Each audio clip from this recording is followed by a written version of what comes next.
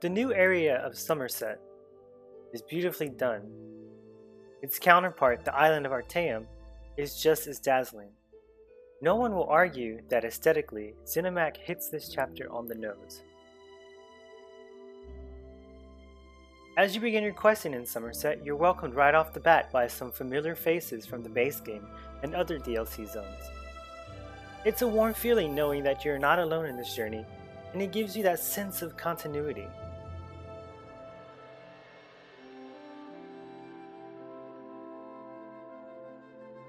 With the arrival of Summerset comes new group play in the form of the Abysmal Geysers. Similar to the dolmens or dark anchors you encounter in the base game, players must survive waves of enemies until the final boss encounter.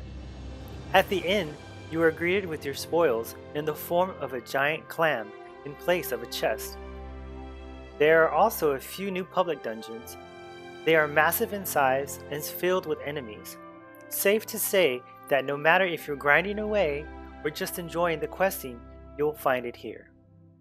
They also added rewards to the public dungeons in the form of a pretty feline pet.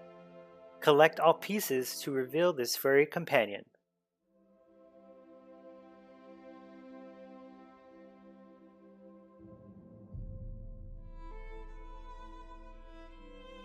Summerset is an island that, for the MMO's sake, has been manicured to perfection when it comes to its flora and fauna.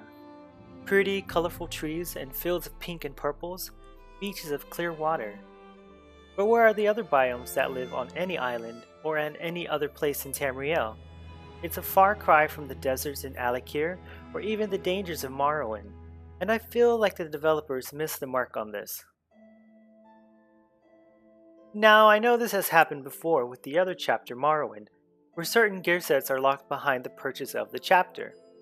However, one gear set in particular that can be crafted and is present on the island of Artaeum has become a major contender in the PvP arena and in Cyrodiil alike. This set offers player free DPS in the form of Oblivion damage. Having this behind a paywall is a big turnoff in my eyes and should be readily available to all to craft. The main storyline in Summerset continues to see the triad of Mephala, Nocturnal, and Clavicus Vile vying for objects of great power throughout Nirn. One prince, Mephala, has been heavily anticipated and widely pushed in promotional art and even in the form of their collector's statue. However, during the main story quest, Mephala is nothing more than a side character and has equivalent screen time of about 20 minutes. She looks really scary and frightening, but unfortunately, ZeniMax decided instead to feed us Nocturnal as the big bad. Just saying, it's disappointing.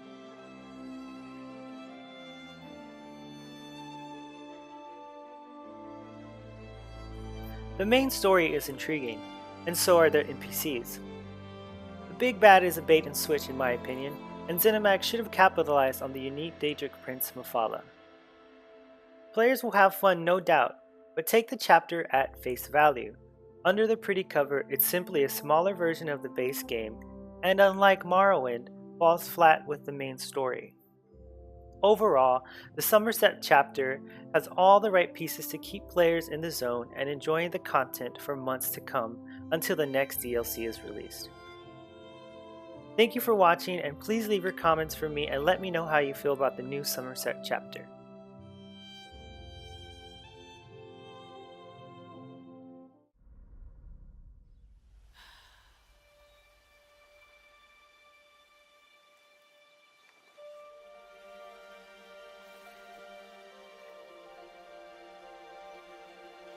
The worst nightmares hunt us where we feel safest.